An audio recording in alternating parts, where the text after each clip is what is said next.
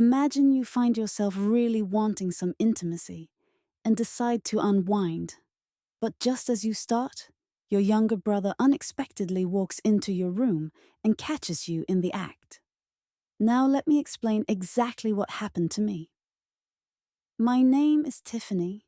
I'm 22. And this incident took place just a few weeks ago when I went home during the fall break. For context, I hadn't been home in over 2 years because I had been studying abroad on another continent. Finally, everything aligned, and I booked a flight back. The reunion with my parents was emotional and overwhelming. Just being home again after so long brought tears to my eyes. And then Jason showed up. Jason is my younger brother. We grew up together, always in each other's space. He was younger than me, a lanky and awkward kid back in the day, practically attached to me like my shadow. But now, oh wow, when he walked in, I could barely recognize him. The skinny, shy boy I remembered had transformed into a tall, broad-shouldered man with this quiet self-assurance. It was as if he had stepped right out of one of those glow-up Instagram posts, wearing a fitted black shirt. When I hugged him, I could feel the muscle in his back, which felt completely surreal. "You've grown up," I said as I stepped back, still shocked. Jason just laughed, scratching the back of his neck, and replied, "Yeah, it happens." But it wasn't just his physical appearance that threw me off. His scent hit me, and I couldn't tell if it was cologne or just him, but it was captivating. Throughout the night, I kept finding myself glancing at him, picking up on little things I hadn't noticed before.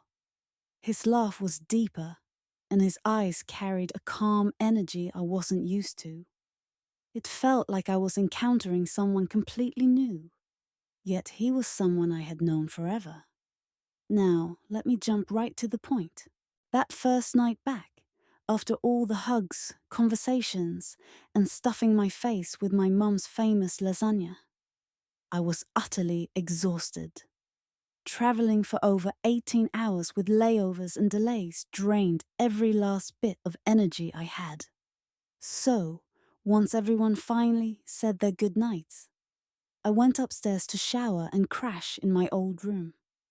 Here's the thing. My old room remained mostly unchanged. Although parts of it were converted into a guest room, my parents left my posters up, the bookshelf packed with young adult novels, and even some of my old high school stuff lying around. It was like stepping into a preserved time capsule. Nostalgia hit me hard, but honestly, sleep was my priority.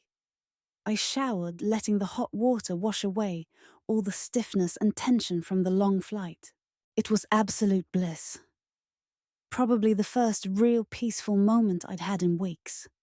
Once I finished, I threw on an oversized t-shirt, switched off the lights, and slid beneath the blankets. My room was cool, cozy, and the silence was the kind you only find in a childhood home. Maybe it was the jet lag, the relief of school stress fading away. Or perhaps it was the way Jason suddenly reappeared in my life looking well, like that. But as I lay there in the dark, my mind began to drift. It had been ages since I had experienced any form of intimacy. Months of balancing school work, and life left no room or energy for that kind of connection. I figured, why not take this rare quiet moment for myself? The house was silent. I was alone, and it just felt right. I closed my eyes and let my hands trace over my skin, gently. It was soothing, a way to reconnect with myself. My fingertips brushed my lips, then my neck, as warmth slowly built up inside. But out of nowhere, Jason's image popped into my head. I didn't intend for it to happen. It just did. His sharp jawline, the slightly messy way his hair fell, and that quiet confidence flooded my thoughts. The warmth in my chest and lower spread like fire. I told myself to shake it off, convincing myself it was just my brain acting strange after years of not seeing him. But the image persisted, and the harder I tried to dismiss it, the stronger it grew. I kept picturing Jason, how much he had changed, how his laugh carried that deeper edge. I replayed the way he hugged me, how solid he felt beneath my touch. Slowly, I gave in to the thought. My hands drifted lower as I surrendered to the warmth building inside. My breathing grew shallower and faster as the sensation deepened. The room felt even quieter, like the entire world had disappeared, leaving only me and that growing feeling. And then there he was again in my mind. Jason. This time, I didn't fight it. I imagined his hands brushing over me, his voice softly calling my name. It felt so real, like he was truly there. My body responded instinctively. Each touch felt electric, as if every nerve was alive. The warmth that had started as a flicker was now impossible to ignore. A blend of comfort and excitement. But it wasn't purely physical. There was something emotionally powerful about it, too. Maybe it stemmed from the bond we shared as siblings, or the shock of seeing him so transformed after all these years. Whatever it was, it felt intense and impossible to resist. I let myself fully surrender to the experience. My hands grew more confident, and my breaths deepened. Jason's image became clearer in my mind, his hands holding my waist, his lips at my ear. The forbidden nature of it added another layer of intensity. After all, this was Jason, the same boy I used to babysit when I was 14. Yet, that only heightened the feeling. It felt wrong, but at the same time, it felt irresistibly powerful. I couldn't shake the memory of his laugh, the way his eyes wrinkled when he smiled. It all flooded back to me. But now, there was a new layer of attraction I didn't know how to handle. The room was dim, with only the faint glow from the street lamp outside casting light through the window. The air felt thick, almost electric, as I let my thoughts spiral deeper. Every touch made me shiver, and just thinking about him made my heart race. But suddenly, something inside me hesitated. A small voice in my mind whispered, "What are you doing? This is Jason." It was like a splash of cold water, and for a moment, I stopped. I opened my eyes, staring at the ceiling, trying to make sense of what I was feeling. But just as quickly as the doubt had come, it disappeared. I told myself it was just a fantasy, a way to unwind after a long day. No harm, no foul. So I closed my eyes again, letting myself sink back into that warm, electric haze. My fingers moved purposefully now, and I let the fantasy take over completely. This time, there was no hesitation, just the sound of my breathing, the softness of the blankets around me, and the vivid image of Jason in my mind.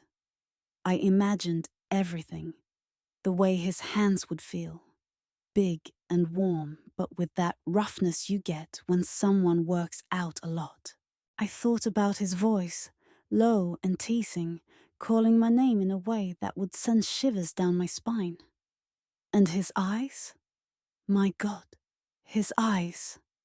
I couldn't get them out of my head. They were a mix of mischief and calm, like he was always holding on to some secret. And that was the thing. It felt forbidden, like I was crossing an invisible line. But that only made it more intense. My body was fully in tune with the moment. My breathing was heavy, and I was so close to, well, you know. And then, out of nowhere, the door to my room burst open. No knock, no warning, just this loud crash as the door slammed into the wall. "Tiffany!" Jason's voice cut through the air like a slap. I froze, completely frozen. My whole body tensed, my brain short-circuited, and I just lay there, stunned, like a deer caught in headlights.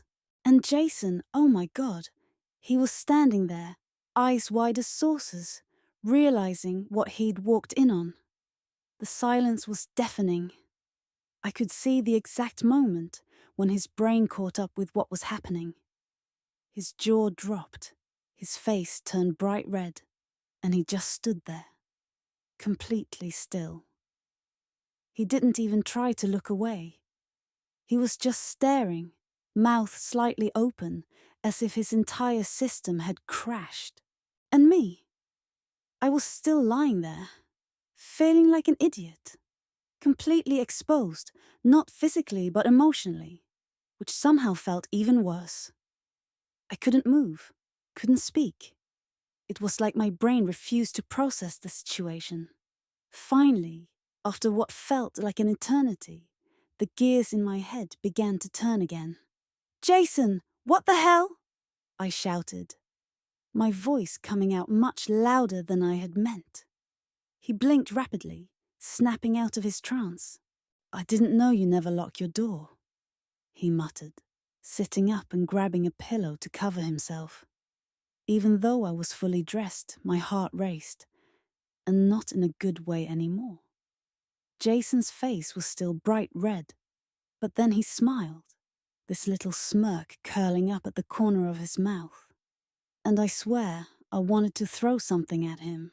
"You might want to hang a sign or something," he said, backing out of the room with his hands up like he was surrendering. "Just saying." And then that little idiot laughed. A full-on laugh. As if he hadn't just walked in on the most embarrassing moment of my life. He closed the door behind him, and I heard him running down the stairs, still laughing to himself. I just sat there, stunned, my face burning, my heart pounding, and I felt like I wanted to crawl into a hole and never come out. But then, this part surprised even me. I realized that the whole thing had, I don't know, affected me in a way I wasn't expecting. As I sat there, replaying what had just happened, I couldn't stop thinking about the look on his face. The moment when he froze, eyes wide, mouth open. It was burned into my memory, and instead of feeling mortified, I felt this weird spark. Like he saw me, not just physically, but in this vulnerable, unfiltered moment. And as much as I hated to admit it, that turned me on even more. The embarrassment was still there, sure, but it was mixed with this electric thrill that I couldn't shake.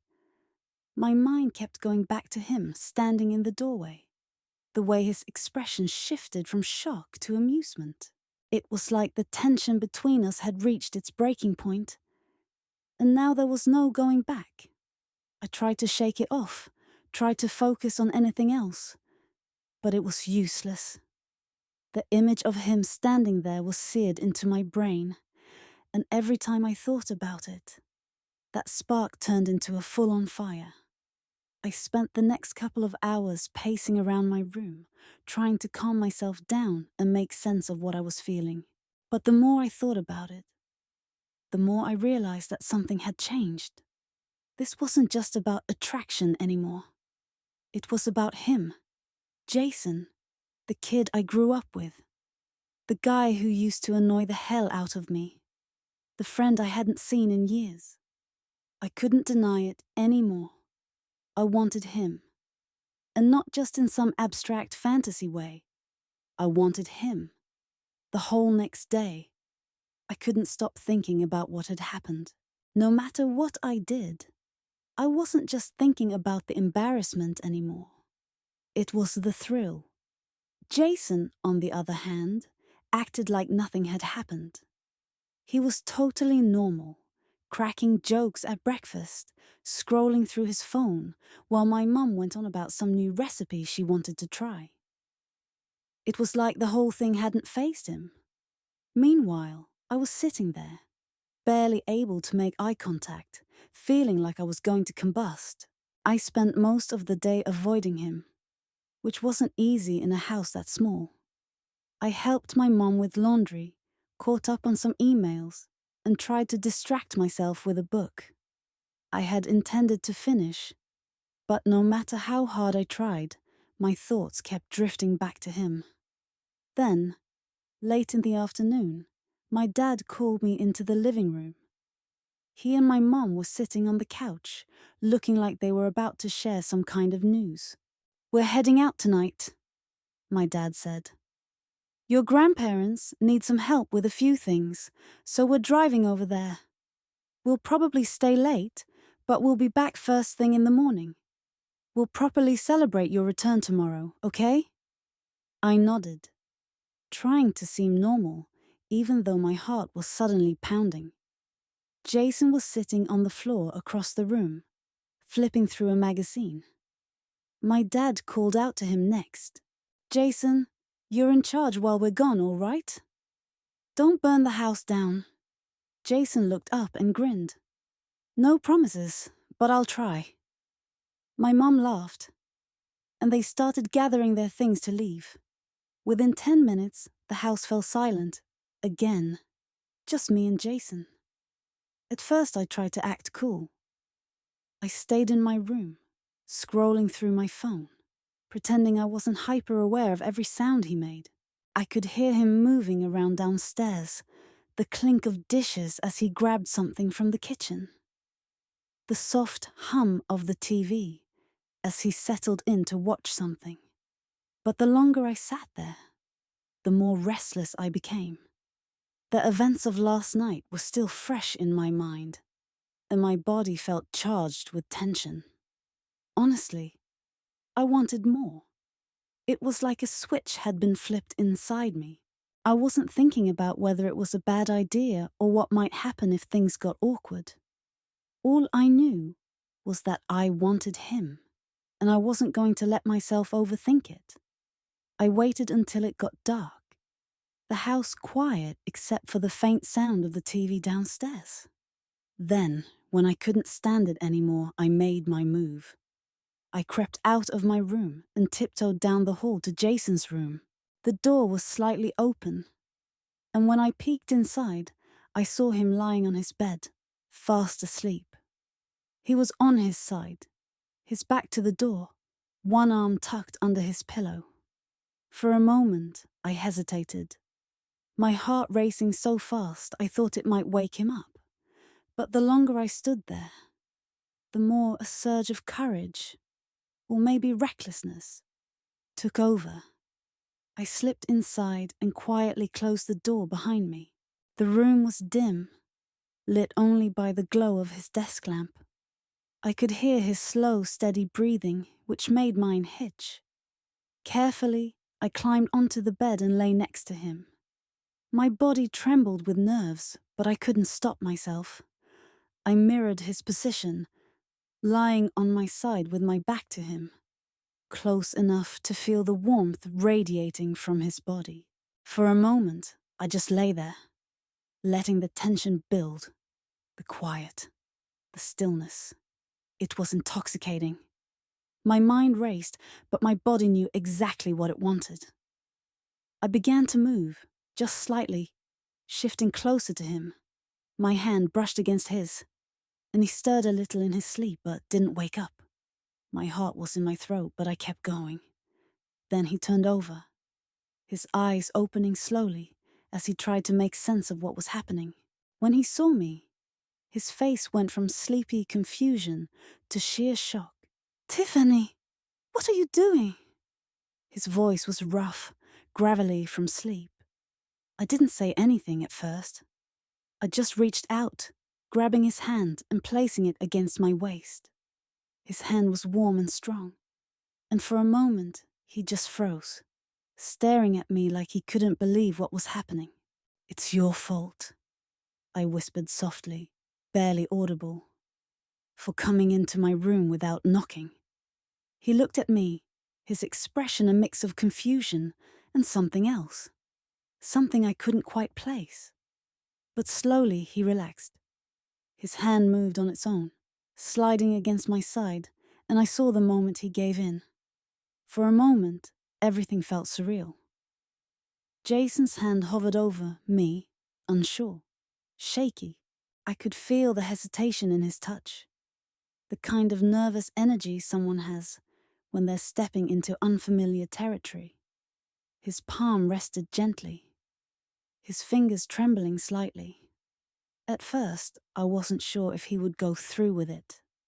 He looked at me with a mix of confusion, fear, and curiosity, probably wondering whether he should bolt, laugh it off, or lean into whatever this was. Honestly, I could barely keep myself together, but then something shifted. I gave him a small nod, silently telling him it was okay, that I wanted this, that he didn't need to overthink it. That small bit of reassurance seemed to be all he needed. His hand started to move, cautious at first, like he was testing the waters. His fingers grazed my side, warm and firm, but still hesitant. I could see the uncertainty in his face, but there was also determination. He wanted to do this right, even if he wasn't entirely sure how. And somehow, that made it even more intense. His hand brushed my skin, and I couldn't help but let out a shaky breath. It wasn't just a physical sensation. It was the way he was putting so much effort into it. The way he was so clearly trying to read me, to figure out what felt good and what didn't. There was something so raw, so vulnerable about it. I kept my hand on his chest, feeling the rise and fall of his breath. His skin was warm under my palm, and I could feel the faint texture of muscle beneath. His chest was broad and solid, and I couldn't help but notice the faint veins running along his arms, visible even in the dim light. Jason's nervousness started to fade as he got more into it. His movements became more confident, more deliberate. He wasn't just fumbling around anymore. He was paying attention, watching my reactions and adjusting accordingly. And honestly, he was doing a great job. I couldn't help but smile a little, even as my body tensed with anticipation. There was something so endearing about the way he was approaching this, like he was discovering something entirely new. He was fully dedicated to it, though it wasn't flawless. Naturally, there were times when his lack of experience became evident, moments when he hesitated or stumbled a little. But the effort he was putting in, his clear focus on making this a positive experience for both of us, compensated for everything. For me, it was overwhelming, in the best way possible. Every sensation seemed heightened, as if my whole body was in tune with him. The room felt warmer, the air heavier, and I could sense this electric energy passing between us. It was far more than I anticipated, far more intense than anything I had felt in ages. With every passing second, Jason's confidence grew, his movements becoming more fluid and assured. I could see the transformation in him, how his fear began to fade, replaced by something bolder. As for me, I was completely immersed in the moment. It was as though everything else faded away. The awkwardness, the uncertainty, the fear of what this might mean, everything vanished. All that mattered was him, and the connection we were creating, both of us fully present in the experience. And then it happened. The rush, that wave of pure sensation that left me breathless. It was 5 times stronger than anything I'd felt before. Perhaps because it wasn't only physical, it was emotional too. It was in the way he looked at me, in how clearly he was trying, and in how we were both stepping into something entirely new together. I let out a soft, shaky laugh, my forehead resting against his. "You're better at this than I thought," I teased, my voice barely above a whisper. He grinned, a mixture of pride and relief spreading across his face. "I didn't think I'd survive this," he confessed, his voice just as quiet. We both laughed, the tension between us dissolving into something warmer, lighter. In that instant, I realized this wasn't just about what had happened, it was about him. As if instinctively, I leaned in. It wasn't some grand, dramatic gesture. It was slow and subtle.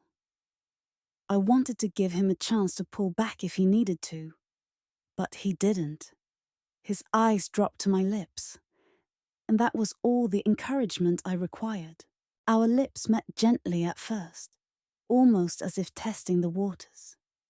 His were warm and unexpectedly soft, and there was a hesitation in his kiss, like he wasn't entirely sure if this was really happening. But as the seconds passed, that hesitation began to fade. He tilted his head slightly, pressing into the kiss with a bit more confidence. I felt that familiar rush of heat surge through me. I couldn't explain what it was about Jason.